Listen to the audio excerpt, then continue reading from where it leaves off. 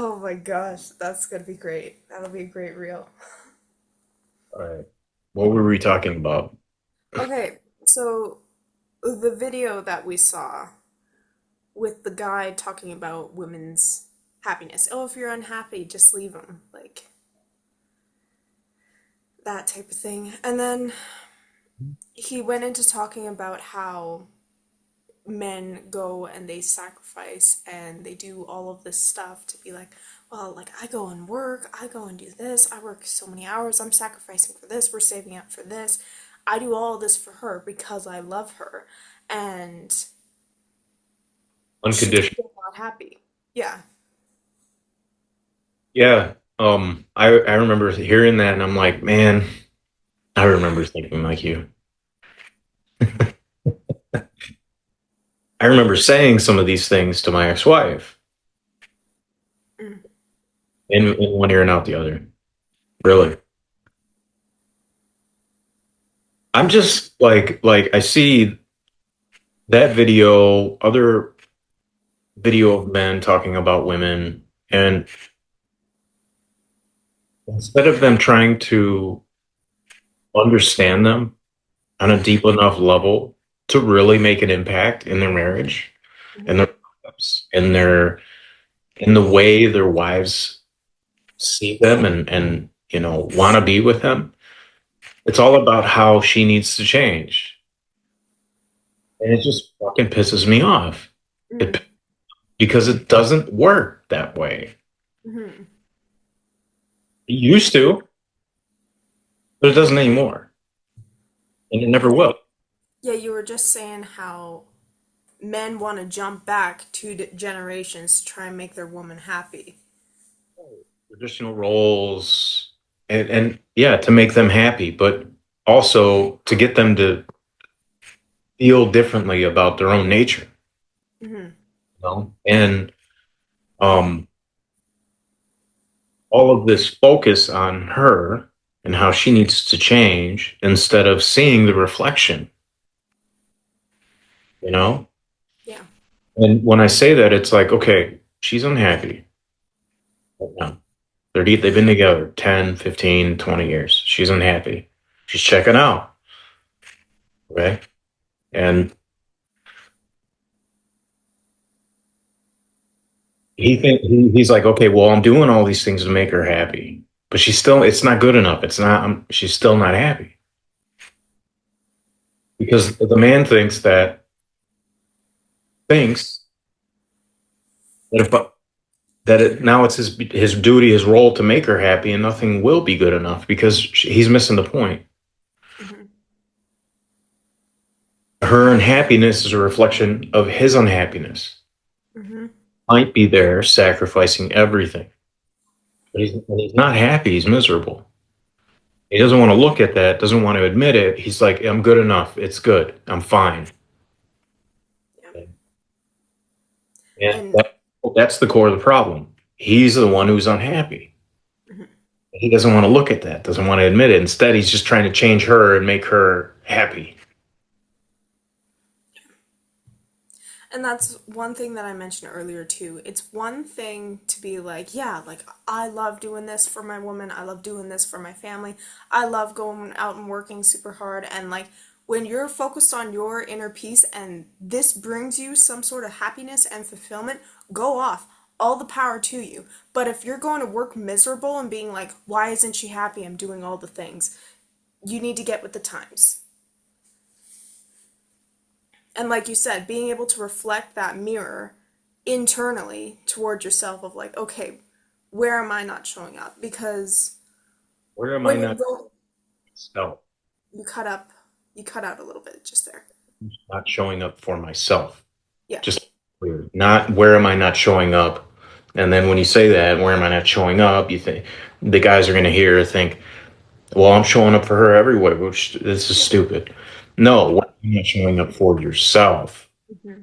Where are you not showing up and not loving yourself inside of the relationship and taking care of yourself at all? Because you're trying to take care of her, but you're not taking care of yourself. And those aspects that she's drifting away are are the reflection of where you are not taking care of yourself. Hmm. This is what I work on teaching men how to do. Yeah. Because the men's masculinity, they set the tone in the relationship. So if you're going to work absolutely miserable out of your mind, expecting your woman to be happy, while meanwhile inside you're like, I would rather put a bullet in my mouth, honestly, than be fucking doing this. That's how you're going to set the tone for the relationship. And she picks up that energy of, okay, there's this misery here. I don't know. And especially when people are unaware and they don't really know about energy and they haven't learned about it, you can't decipher whose energy it is. And so as women, we take it on as ourselves and we're like, I'm not happy. But meanwhile, it's he's not happy. So, Well, she- and everybody says the term happy wife, happy life, but there's the other side of the coin of happy king, happy kingdom. Like, and people just don't address that. And that side of the coin, by far, in my opinion, is way more important than happy wife, happy life. Yeah, and this is something that I was taught, and I teach too.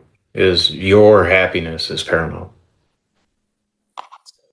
Okay, yeah. So I lost a little bit of steam there, but I was pretty steamed. Coming out your ears. It just frustrates the hell out of me when um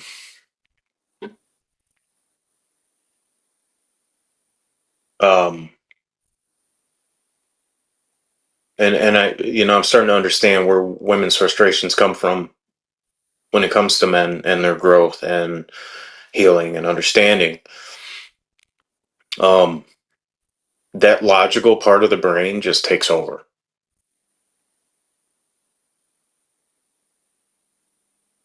And it's it's the thing that leads, and it's the thing that leads so well that it's hard to dispute. Yeah. But when the mind and the heart are connected, when you're really in touch with this Hmm. and a master of this, you can listen to what's going on in here to be able to understand what she's going through, to understand where she's coming from, and predict and be able to see things ahead of time. A conscious man, a conscious woman's going to look at a conscious man and think he's psychic. You know, he always knows what's going on with me. He always knows what I'm going through. Like, he's just really in tune and really in touch, but also really solid. Like, Is unshakable. right. Yeah. And like that kind of man is the kind of man that I didn't know that I aspired to be. I didn't know when I started all this. And it's been the hardest thing as a man to do, but it's also been the most rewarding because I know myself better than I ever have, Hmm.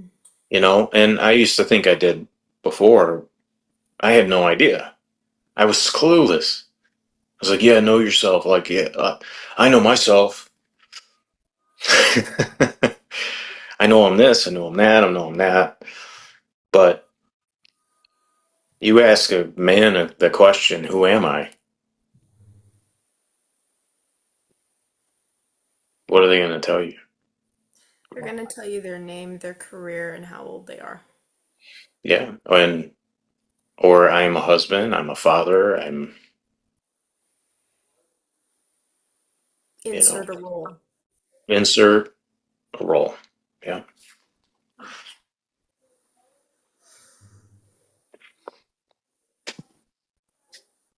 And when I am love. That's what I am. I knew that would be your answer. Like, immediately, as soon as you asked the question, I was like, I am love. But it doesn't mean I am accepting of everything and understanding of everything and all knowing, and love comes with spankings sometimes, you know? I know we talked about that last time a little bit, but what I Is mean that by is that, yes? yes, um, conscious ones, Yeah. And they're needed. being so solid within yourself that like you're unbothered by calling other men out, men who are bigger, stronger, have more than you, have look like they've got all the things that other men measure themselves against, and being able to tell them the truth, look them in their fucking eyes and tell them the truth. Like, that's it. And if that becomes your why, you know, all the other stuff that you're looking for is going to come flooding into your life on Hmm. its own instead of chasing all those things. Yeah, it's a byproduct. Right. Yeah. And going back to what you said about emotional spankings as well, um,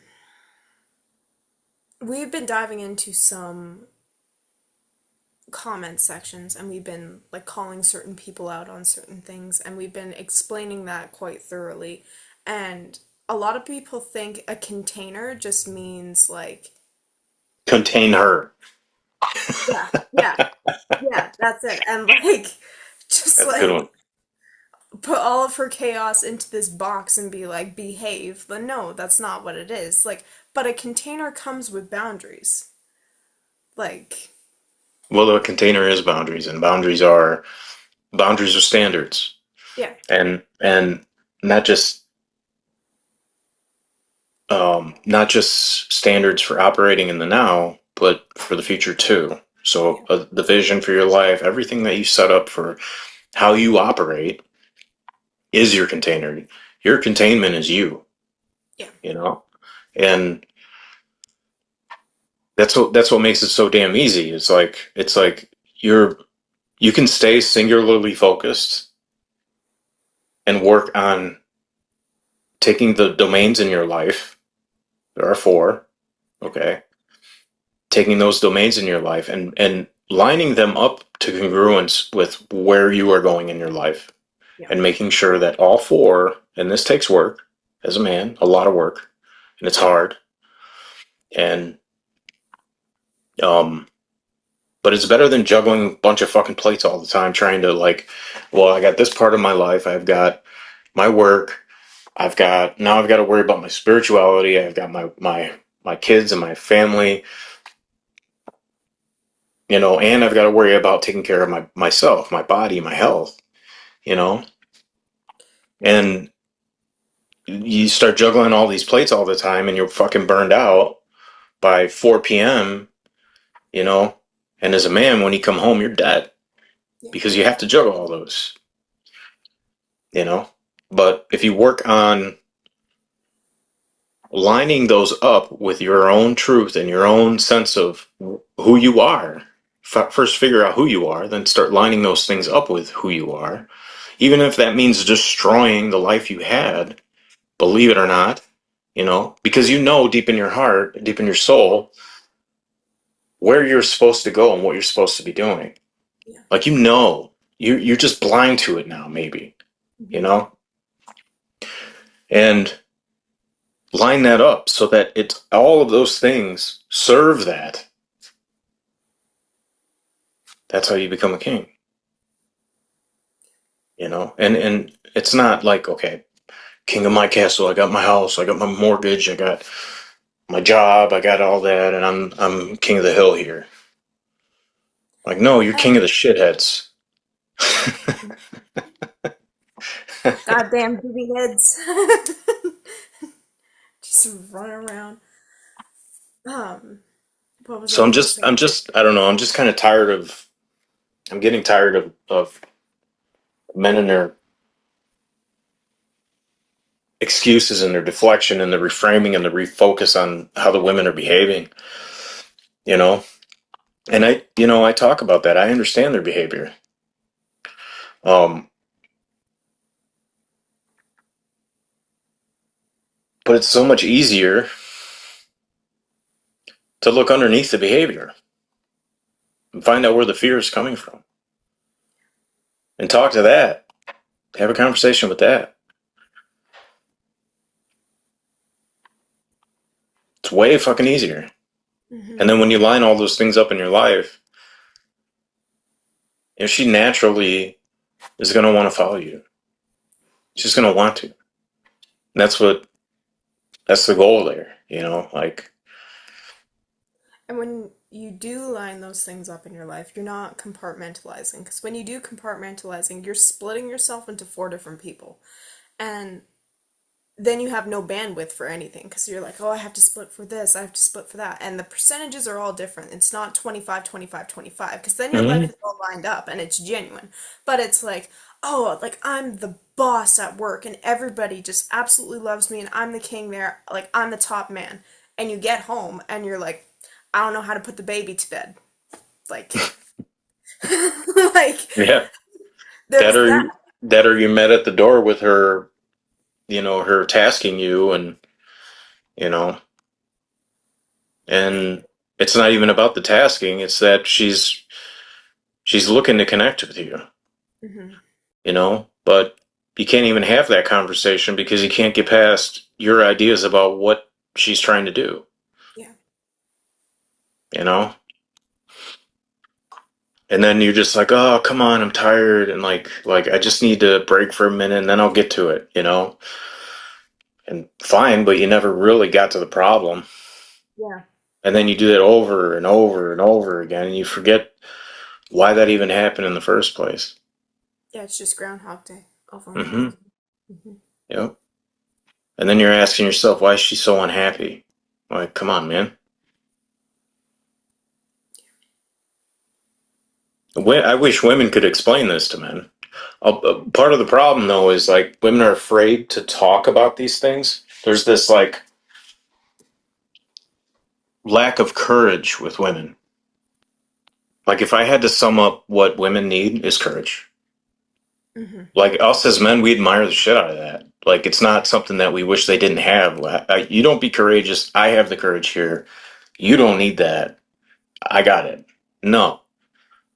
When we see you stepping up, it's like, oh, you're a grown woman. I admire that. That's mine. She's with me, Like, that's part of me, right? And for me, I can see, like, as a woman myself, um, and like, for me, like, as much as I don't like to say it, I'm quite a fearful person. I've grown quite a bit and I've gained more courage over the years and I've become more self aware of myself, but I'm still a very scared person. And even when we have hard, difficult conversations, my mind goes to that place of panic and it takes me a minute to come back to center. So, and sometimes, like, having conversations with men, like, it can be very touchy. And it's like, we have it in the back of our minds of, like, we don't want to emasculate our men. Some women do that, they automatically do that by nagging. Like, that's a whole other story. But when we're trying to have hard conversations and we're like, how do I communicate this effectively? It can be a little bit difficult. So I find with you, it's better off coming outright with it and then if there's a miscommunication and you feel a certain way about it, we can discuss it together and be like, this is why, like, from your perspective, this is why I feel that way. And then I explain what my intention was and stuff like that. Sometimes it can be a little bit difficult because it's like, how do I honor my husband in this conversation? And and and you've said this to me several times when um I'm in conversation and when I'm scared, I can be ruthless and very, very blunt. and it just comes out and it doesn't really, there's no way it really honors you in effect. It's just, it feels belittling. And then I'll reflect on that and then come back to conversations later and I'm like, hey, I don't want to do that again. And so I feel nervous, not necessarily to talk to you, but of like how I'm going to articulate things, if that makes sense. So I understand where women are coming from. Do I agree with you that we need a lot more courage? Absolutely.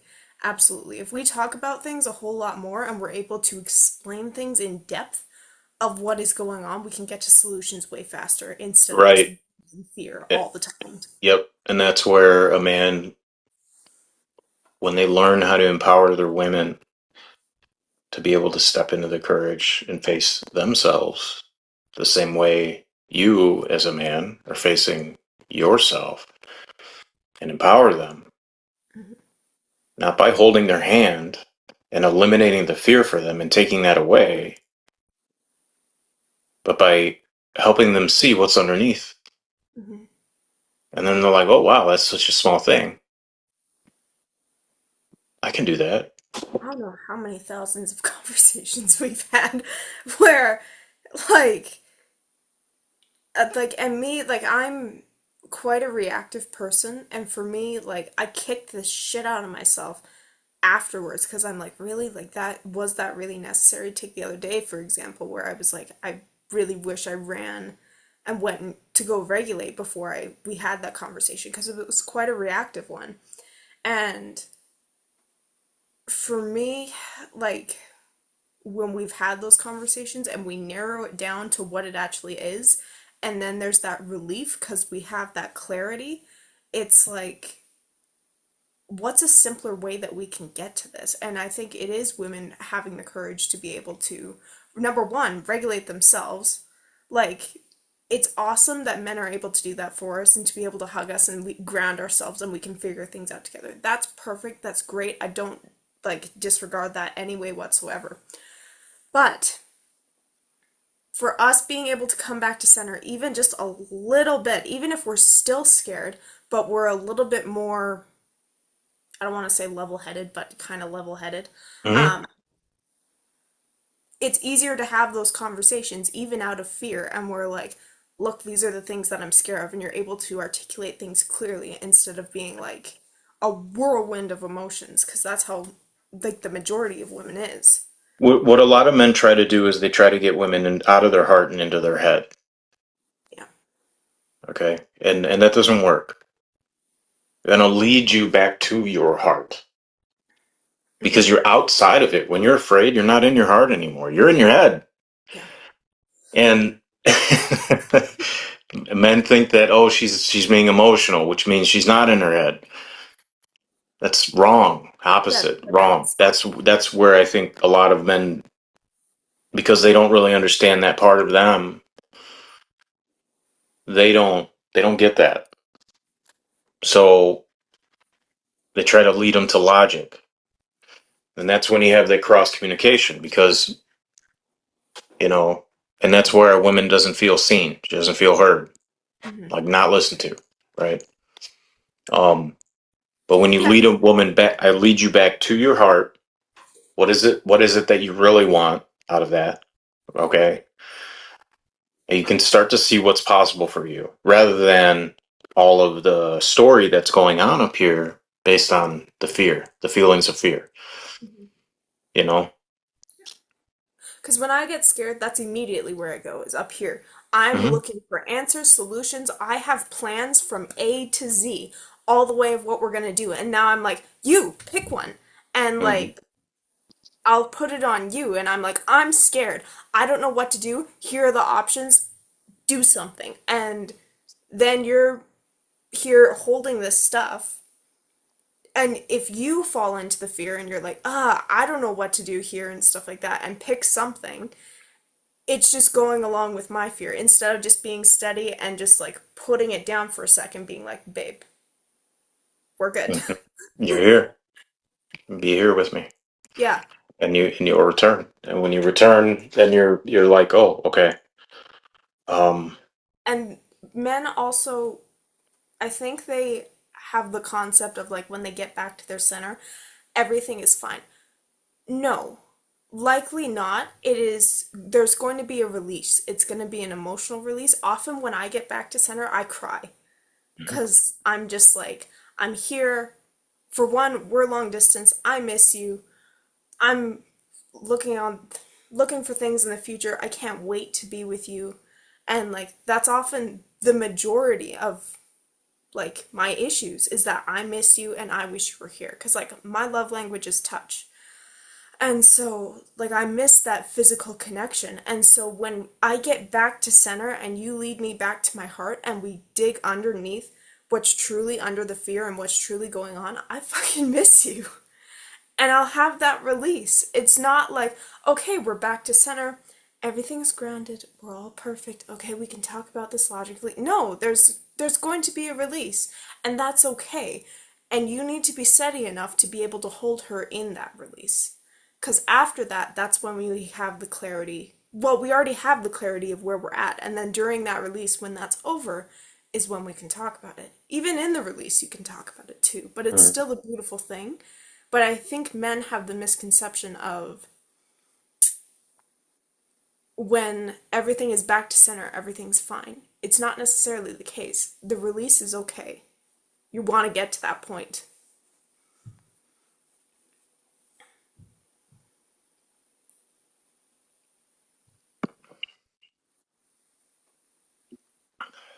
The most,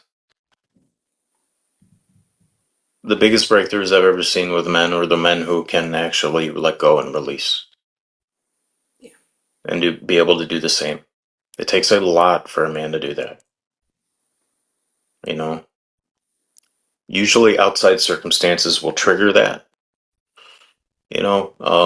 But there's an awareness that needs to happen along with that too. They need to be aware that they're carrying whatever they're carrying for the external trigger to allow them to release. And it's funny. It's for me, I find it's the opposite for women. It's the internal for the release, and then it's something externally for men to release. Mm-hmm. Mhm. Right. And maybe we just figured out why. You know, I think that is why it's so much easier for us men to just carry it, hold on to it, and then um, turn it around and use it as an internal strength. But the problem is, it's always leaking out of us. You know, Yeah. always where it's coming out in our tone. We're snappy. We're scared, and we pretend like it's part of our identity. I'm just not this kind of person. No, you're a coward. You know, and you're a liar. And that's the truth. But calling men out like that is tough Hmm. because we're ego driven. You know, and we'll protect that until it collapses. But the more we always serve somebody when we tell them the truth, Yeah. always. And a master truth sayer is somebody who's able to do it in a way where it's not cutting, because the one that doesn't trigger cognitive dissonance, you know, helps them see the truth, their own truth for themselves, essentially, you know, and that's where coaching comes in. Yeah. Um, but I like this format because I'm able to just like let it all out, just be able to freaking Well, like, and fuck I'm this, fucking these fucking guys. The hell's their problem? glad. Oh my gosh. Well, I'm glad that I caught it because, like, we go so far in depth in these conversations, and there have been so many times where I'm like, oh, that would have made a great podcast. And so that's why I was like, hey, what are you doing right now? Let's quickly set up quick. It took a minute and we kind of lost steam, but it was easy for us to Hmm. regain momentum, Men underestimate how much power they really have. hands down. You know, they underestimate it, and they give it away. They give it away all the time, and they're not serving anybody when they do that, unfortunately. And we've been taught that that is exactly what we need to do to be noble, to be good, to be, you know. And there's a lot of really good literature and lot of really good things that sort of justify that, because it is in our nature to be sacrificial, to Hmm. give ourselves over to something higher. The problem is what we're giving that over to. We're giving it over to smaller things in our life than we're worth. We're giving it over to our women. We're giving it over to our family. We're giving it over to, a job that we don't really like. Like it's not something that we can stand behind. We pretend like we do. And, you could despise it. You could despise what you do, you know? But Hmm. because it brings in the money, you're fine with it. You're just this devil's bargain that you have. So us men will sacrifice that for these services and for these callings that aren't ours, rather than going towards God, going towards bringing us back together, all Hmm. of us. And that is my purpose. That's why I'm here. That's why all the men that I've worked with sort of discover this on their own to some degree, that we're all here to, come back to Eden, essentially, and that's the way I like to say it. And I don't mean like paradise on earth or anything like that. I don't mean like some hedonistic idea about what life should be, you know. I mean about actually being connected and actually doing what we need to do to serve each other, you know. Yeah. And the feminine herself, and I mean feminine in the broad sense, like the feminine energy in this world has a very powerful, very, very powerful um, role to play in our evolution. Hmm. But we have been undermining that, you know. And not as a masculine, it's so useful, you know. Um, but we're afraid of it because it's so powerful. So we try to control it, and instead of letting it flourish in the way that it needs to serve us and serve humanity, you know. And I think, like you said, men are way more powerful than they think. And so are women to a degree. And everybody thinks equality means the same thing. Sameness. Yeah, sameness. It's we can both be equally as powerful, but they're so different. Like, and Hmm. it's a great thing because they complement each other, but like we got to get rid of this idea of being the same because our energies are not the same. And for like there are so many people, like I look at comment sections of like men and women and I'm just like that's the feminine talking. That's the masculine talking. And like it doesn't matter what form it is of like man or woman who is talking. And You're I'm starting to just see it, right? yeah, it's well, like Hmm. it's everywhere. Hmm. And like for me, I'm like it like I think people need more permission to tap into their own true power. Like even for myself, this is a journey that I've been on for like how how long have we been together? Like we've been together for well over a year now. And like ever since we got together, like I knew about this beforehand, but when we got together, it's been a journey ever since then. And for me now it's starting to like really click. And going through this journey and being able to see these things, it's been empowering in itself. And I'm just like, oh my gosh, like I just, and I know I will be with Equalora. Am I ready for that? No, I still don't think I'm ready for that. Will I ever be ready for that? Probably not, and I'll probably just have to dive into it. But when eventually I Be do ready start, enough. yes, yes. eventually when I do start Equalora, I'm so glad that I'll be able to help women get into this and to step into their power. And I hope I can give them the understanding that equality does not mean the same. It doesn't mean the same. Like, you can measure the same type of power, but it's completely different. Completely different. And I just wish women are able to understand that for themselves and be grounded in that. Like, that's what my mission will be.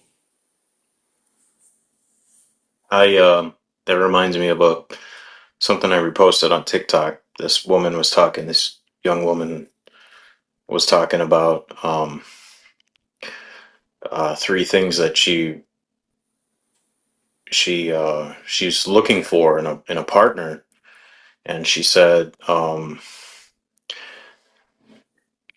she's right about the vision for the life, right? Like, of course, but she said have the same ideals, have the same mindset, and have the same what was the other one? Same ideology, same mindset, and what was the other one? Uh, Something to do with the physical or spiritual? yeah, more physical. Um, I can't remember what the third one was, but Say it's about health, it's balance. funny because like the most successful marriages that I've seen, all three of those things, the people like I thought about it and I'm like, okay, well, David and his wife, Ed and his wife, um, um, um, Brian and his wife, like, or even Garrett, like Garrett and his wife, Hmm. they they have opposite ideologies, they have opposite mindsets, and they have the opposite like I can't remember what the freaking third one was like.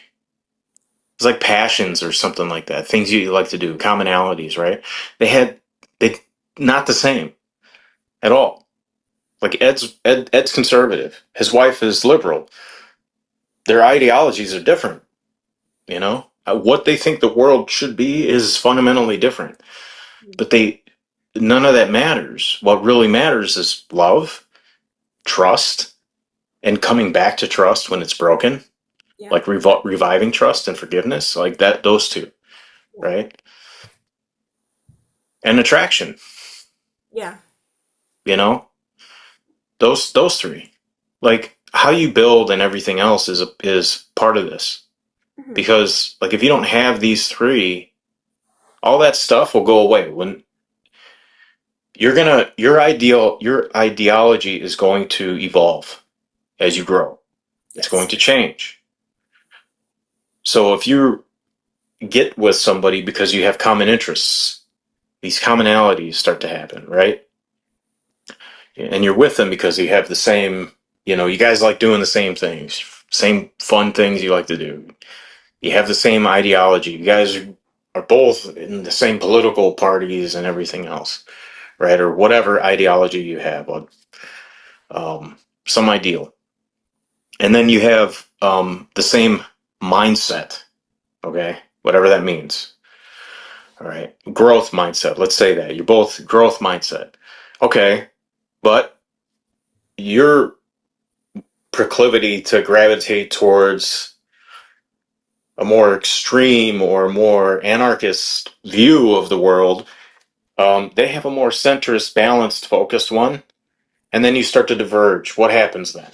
Yeah. Now that you've bonded because of that, you're going to feel betrayed when the other person outgrows that. Or you're going to be quiet. You're not going to say anything because it's going to feel like you've changed. You're not the same person anymore that you've grown to love because of this aspect of your character. Wrong. Wrong. Teal Teal Swan, she mentions that commonalities are the worst things for compatibility. Yeah. Yeah. Yeah. Because, like, they change all the time, and, like, you're Uh-huh. gonna grow and evolve, and your views are gonna be different. And, like, I find that you and I, like, and we go through this, and, like, I said this to you just the other day. Relationships change every 6 months. Mhm. It's something completely different. Like, and for example, like, even if you were to take something so simple like diet, if we were to eat the same things over and over and over again, and then all of a sudden you're like, hey, baby, I have different fitness goals, I want to try this.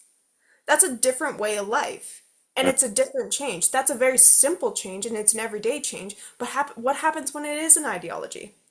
Because when we first started going out, I was going to church. I was reading the Bible. And like, do I still believe in God and Christ? Absolutely I do.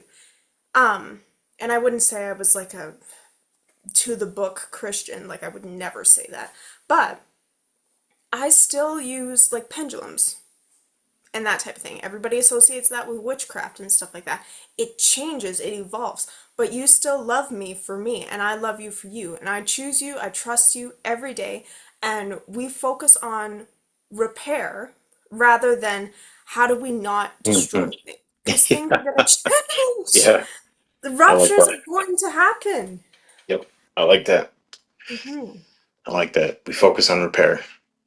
Yep, we do.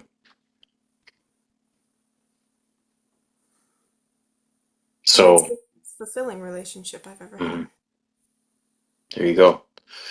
See, fellas, this is how you get a woman to focus on fulfillment instead of her own happiness.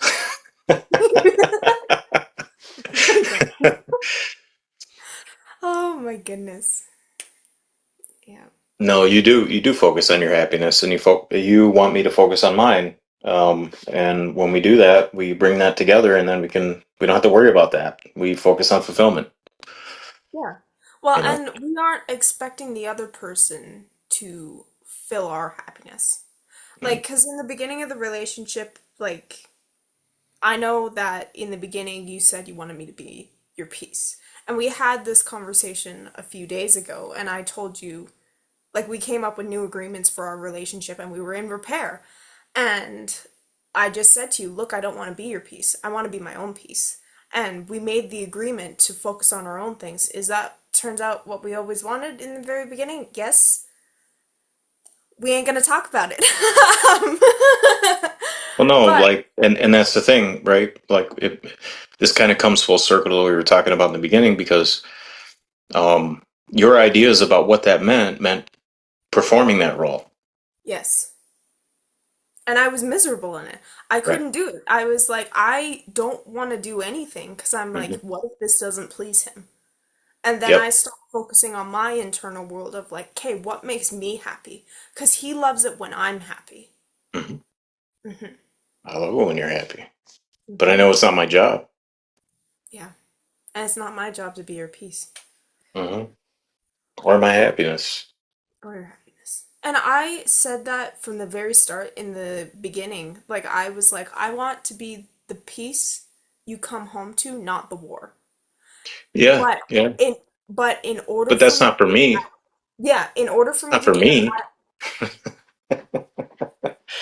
you know, in That's what order, I'm trying to tell you. That's not for me. That's for you. yeah. And in order for me to achieve that, I need to focus on my inner peace. Hmm.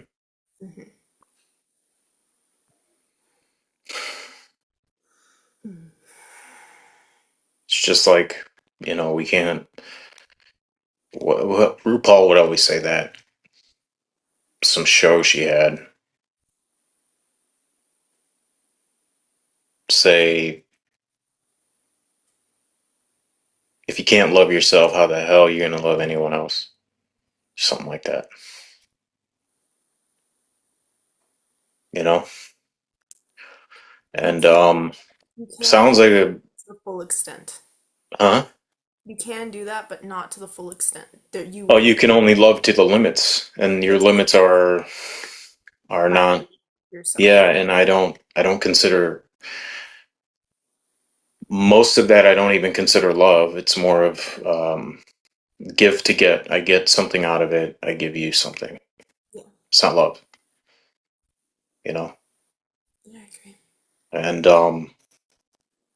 that's service, and service is a totally different topic.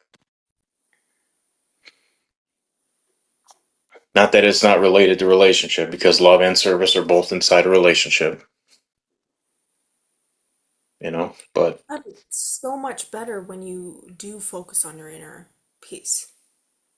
Because then when you both are there to serve, you're happy to serve. And it's not just the, hey, I did this, you go do this now. It's like you want what's best for the person in front of you, and you see and love the person that's in front of you. And so you're happy to do that service for them because your inner peace is so aligned with yourself. You have that to give, you have the capacity to have that service, but you have to service yourself and your inner peace first before you can service your partner. mhm. And I think this goes into like everybody's like, oh, you have to put the marriage before your kids. And I think it goes a step further. You have to put your inner peace before your marriage Hmm. and your marriage before your kids. There's levels to it. Well, what we do is, I think one of the bad habits of relationship is this, this sort of comfort seeking thing that, um, once I get the girl or once I get the guy, I can be comfortable now, and this is how we have this fantasy about what life should be when we're inside of that, and we stop taking care of ourselves. Hmm. Um, Yeah, we get. right, and then we have this excuse that, well, I've got to take care of them, and I don't have time for that. I've got all this stuff, and I don't have time for that. And it's like, okay, well, and then when it gets to the point where it's beyond, almost beyond repair, or you feel like it is beyond repair, and I'm not talking about you, but I'm just saying as a man Hmm. to men, you get to that point where it's beyond repair, then you start to look at, oh, wow, I can't help but see the way that I stopped doing that. It And doesn't one, have any effect. They don't even think it has any effect because they forgot. It affected everything, brother. and one, and once you see it, it'll either kill you or it'll strengthen you. Because all you can do is either change, but if you stay the same and you see it, it will eat you alive. Yeah. Yeah, I was telling a guy last night yeah, it's a soul eater, you know, trying to manage everything, trying to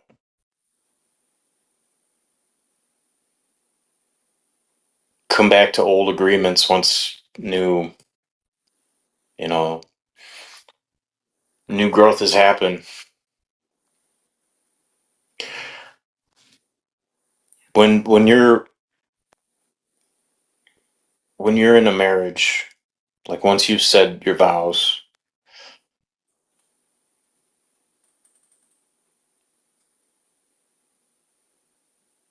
a lot of people,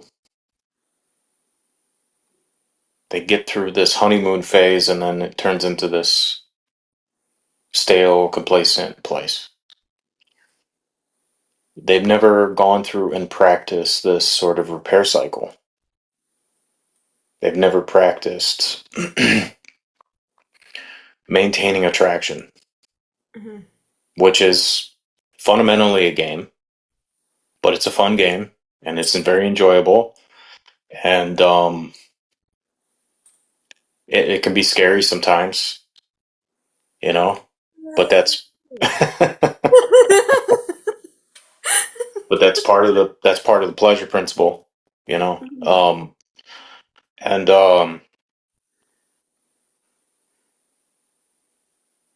it keeps things magnetic. It keeps things alive.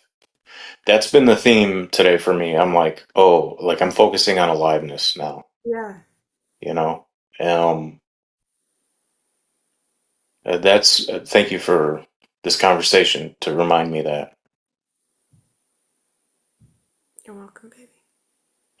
because when I was on my way back from the gym, I was like, oh, this life, the life, you know. And I saw all the ways I've been dead. Um,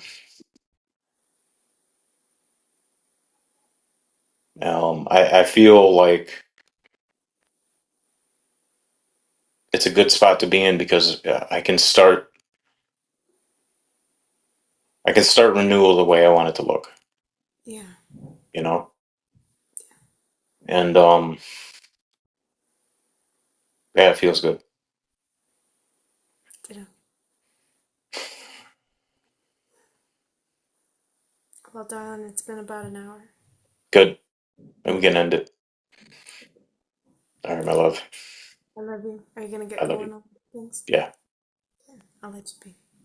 Yeah. Bye, baby.